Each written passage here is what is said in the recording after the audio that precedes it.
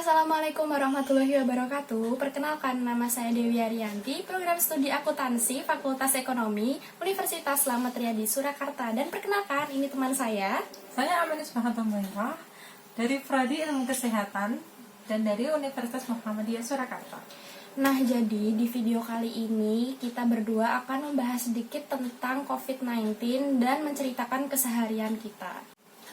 Nah, jadi sekarang saya akan memberikan beberapa pertanyaan kepada Mbak Amin tentang seputar COVID-19 gitu. Nah, yang pertama adalah Mbak Amin selamanya ada COVID-19 ini, keseharian Mbak Amin atau aktivitas Mbak Amin berubah nggak sih dari hari-hari biasanya sebelum adanya COVID-19?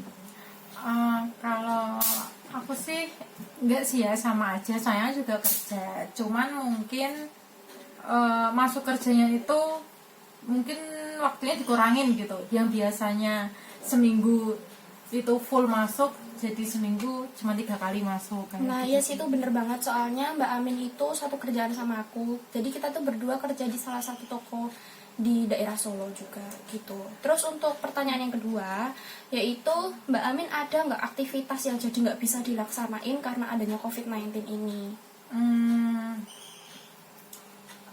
Nggak ada sih ya, menurutku sama aja ya, soalnya kan aku juga kerja, jadi COVID sama pekerjaanku itu kayak ya mungkin mempengaruhi, cuman masih bisa kayak diatasi dengan cara menyemprotkan disinfektan mungkin, atau nggak pakai masker, terus betul. kemana-mana bawa hand sanitizer kayak gitu. Ya, kalau itu untuk Mbak Amin ya, karena Mbak Amin udah wisuda D3. Kalau aku sih jadi nggak bisa kuliah ya, karena sekarang jadi adanya daring. Kita dilaksanain, pemerintah menyarankan untuk mahasiswa tetap di rumah saja, belajar di rumah saja. Jadinya mahasiswa dan siswa-siswi mungkin sekarang jadi daring gitu. Terus untuk pertanyaan yang selanjutnya, kan COVID-19 ini membawa banyak sekali dampak ya, yang langsung berpengaruh ke masyarakat. Nah, menurut Mbak Amin tuh apa sih dampak yang spesifik mungkin di pendidikan?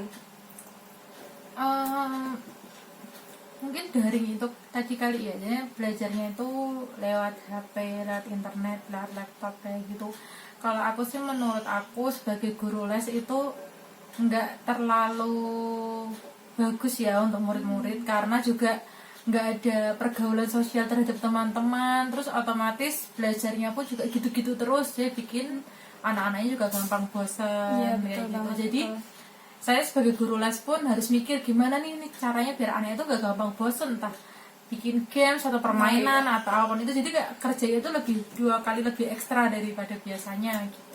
Bener banget. Terus kayak aku sebagai mahasiswa yang masih aktif ngerasain juga daring itu sama sekali nggak efektif ya, soalnya juga kadang dosen belum menyampaikan materi tapi udah ngasih tugas. Jadi emang sebetulnya si mahasiswa itu dididik untuk mandiri, tapi sebetulnya juga kan nggak harus semua mahasiswa harus, ya memang mahasiswa aktif itu bagus ya, tapi kayaknya nggak bisa kalau tanpa ada bimbingan dari dosennya masing-masing kayak gitu. Terus untuk masalah daring yang memakai handphone atau laptop, jadi itu kan nggak semua mahasiswa handphonenya udah 4G misal, udah bagus gitu. Terus kayak laptop nggak semua mahasiswa juga ada.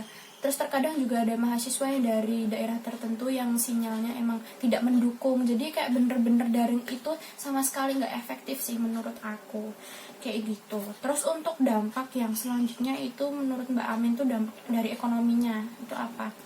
Kalau ekonomi mungkin banyaknya karyawannya di PHK, itu menurutku sih mempengaruhi banget ya, karena pemasukan nggak ada, tapi pasti pengeluaran buat makan pun pasti harus ada. Nah, ya, betul. Sedangkan pekerjaan itu udah nggak ada, banyak di PHK, mungkin banyak yang waktunya dikurangi, otomatis gaji pun juga dikurangi.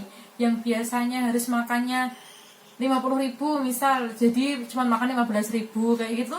Sebenarnya mempengaruhi banget ekonominya, kayak ya karyawan-karyawan kayak gitu ya. Syukur-syukur mungkin cuma dikurangin waktu ya, saya juga banyak juga ya di PHK, banyak juga ya dirumahkan. Nah, ya betul itu. Jadi ya itu sih dampak terutama yang dirasain masyarakat tuh mungkin itu. Bener banget. Terus untuk dampak selanjutnya itu sosial. Nah, sosial untuk Mbak Amin tuh kayak gimana? Kalau sosial itu lebih kayak yang biasanya ada organisasi-organisasi itu otomatis udah nggak ada, rapat-rapat malah dibatalkan. Terus sosial ke masyarakat pun untuk say hello aja kadang masih pada parno, kayak enggak nanti takut gini takut, padahal sebenarnya corona pun juga nggak akan menularkan dalam jarak jauh gitu ya kan. Jadi kayak semakin kita was-was tuh semakin kita takut. Banyak banget masyarakat yang di sana tuh terlalu bisa kayak parno gitu ya. Jadi kayak nggak mau lah keluar rumah takut kalau kena gitu. Mungkin padahal kan nggak semudah itu. Nggak semudah itu. Dan kalau misalnya kita mengikuti protokol kesehatan dengan social distancing, terus juga pakai masker, pakai sanitizer, itu sebenarnya tuh ya nggak perlu khawatir juga. Ya khawatir boleh, tapi kalau segala sesuatu yang berlebihan itu juga nggak baik. Ya betul banget. Nah, pokoknya aku sangat-sangat terima kasih sama Mbak Amin, karena Mbak Amin juga udah sedikit tidaknya menjelaskan bahwa kita tuh nggak boleh parno lah intinya ya. Kita takut sama COVID-19, bukan takut sih, waspada itu oke-oke aja. Tapi kalau terlalu takut yang bener-bener sampai nggak mau keluar rumah atau menutup diri kayak gitu juga nggak baik. Jadi terima kasih ya Mbak Amin sudah mau bergabung. Nah, itu tadi cerita dan pesan dari Mbak Amin. Untuk selanjutnya aku akan menceritakan sedikit tentang keseharianku selama COVID-19 ini. Jadi selama COVID-19 ini keseharianku biasanya dari bangun pagi, terus beres-beres. Nah, selama UAS ini karena aku baru menjalankan UAS, jadinya habis beres-beres aku biasanya UAS daring gitu. Terus biasanya kalau siang aku tidur siang. Terus untuk sore jam 3 sampai jam 9 malam itu aku kerja di salah satu toko di daerah Solo. Nah, biasanya kan waktu quarantine day ini banyak orang yang bingung, bosen, terus pokoknya bingung deh mau ngelakuin apa, soalnya di rumah aja, nggak boleh keluar rumah. Jadinya aku juga mencari kegiatan yang lain, aktivitas yang lain. Misalnya kalau aku itu setiap hari Kamis sama Minggu itu latihan dan melatih adik-adik buat latihan pencak silat gitu. Jadi biar di rumah aja tuh tetap sehat, badan kita tetap bugar. Nah, kali ini kita cek video aku waktu aku latihan dan melatih adik-adik pencak silat.